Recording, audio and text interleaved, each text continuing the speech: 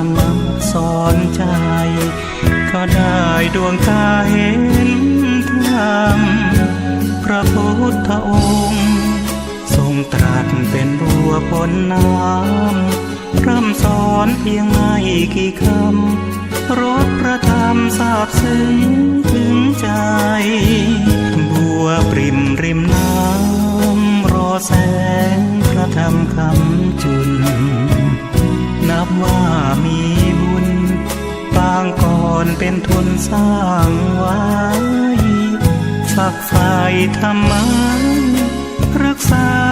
พระรัตนตรัยแสงทองส่องย้ำกลีบใบเบ่งบานขึ้นในพริบตาบัวกลางบึงกว่าครึ่งบนโลกใบนี้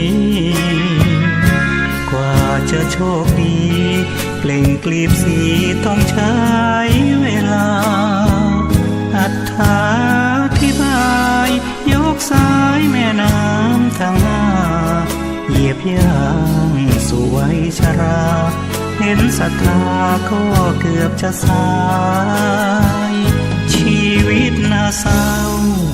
ตัวเราอยู่ใต้โคลนตมมืดบอดระทมดิ่งจมห่วงเหวอามายไม่เห็นธรรมะพระพร่ำสอนให้เปลืองน้ำลายย่อมเป็นอาหารเต่าไปเวียนว่ายในอเวจี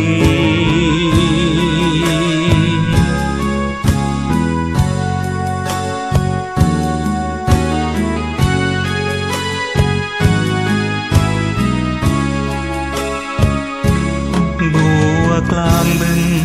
กว่าครึ่งบนโลกใบนี้กว่าจะโชคดีเปล่งกลีบสีต้องใช้เวลาอ